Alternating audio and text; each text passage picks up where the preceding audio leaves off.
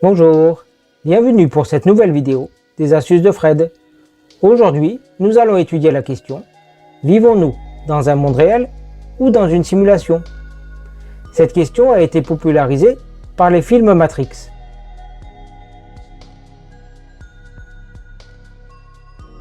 Bien sûr, cela paraît fou, car le monde paraît bien réel et lorsque nous nous mettons un coup de marteau sur les doigts, cela fait bien mal.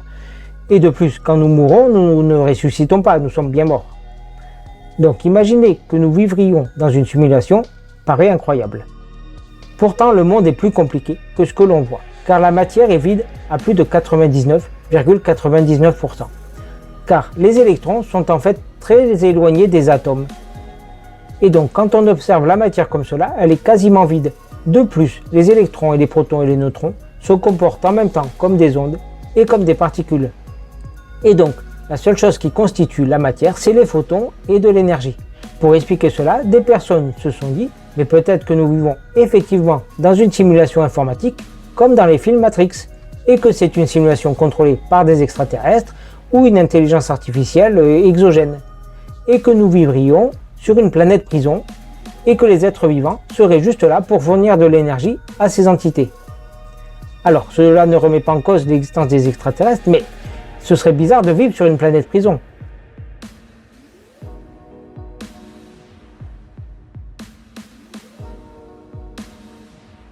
Parce que si c'était le cas, nous n'aurions aucun contrôle sur notre vie et nous serions comme des personnages de jeux vidéo entièrement contrôlés.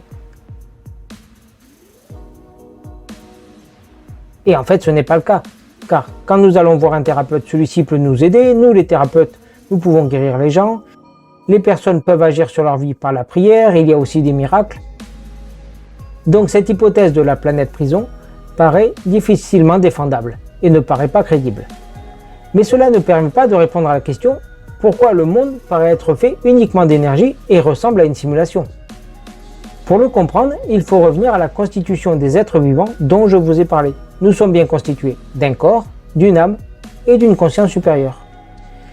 Et pour répondre à ce paradoxe, on peut voir que le corps, lui, vit bien dans un monde physique réel du point de vue du corps, mais qui est une projection de sa conscience supérieure ou du divin.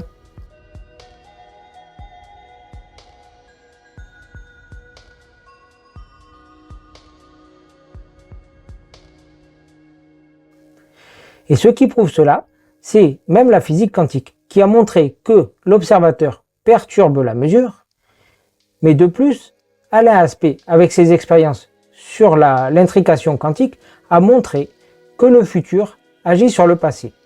Pour le comprendre, il faut revenir à son expérience de 1974, où il a fait circuler des photons dans deux labyrinthes, et il y a le photon qui part par exemple à droite. Je vous résume l'expérience pour qu'elle soit facile à comprendre. Donc il y a deux photons qui partent du même canon à photons, et donc ils sont intriqués comme des jumeaux. Et celui qui part à droite, par exemple, c'est pour simplifier, reçoit de la peinture rouge en cours de parcours. Et lorsque les deux photons arrivent, au début c'était deux photons, donc ils étaient dorés, et quand les deux photons arrivent, les caméras les enregistrent comme deux photons rouges. Mais il n'y a que le photon de droite qui a reçu de la peinture.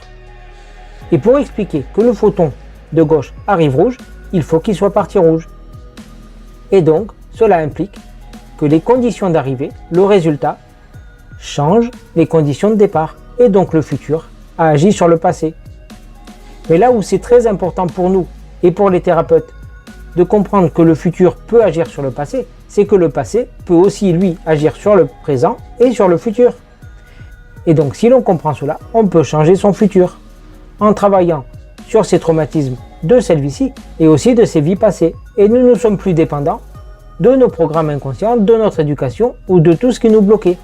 Donc il est très important de comprendre que nous vivons bien dans un monde réel du point de vue de notre corps physique, mais ce monde réel est malléable et modifiable car c'est aussi une simulation et une projection de la conscience.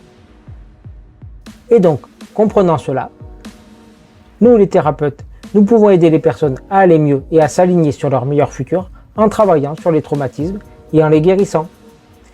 Et si tout le monde fait cela, nous pouvons collectivement créer un monde meilleur et un paradis pour tous. Et donc, pour résumer, nous vivons en même temps dans un monde qui est tangible et palpable, mais qui, au final, est une projection d'une conscience supérieure. Et cela est très positif, car nous pouvons, collectivement, modifier le futur et le rendre meilleur. Merci d'avoir regardé cette vidéo des astuces de Fred. Je vous dis à bientôt pour une prochaine vidéo et portez-vous bien.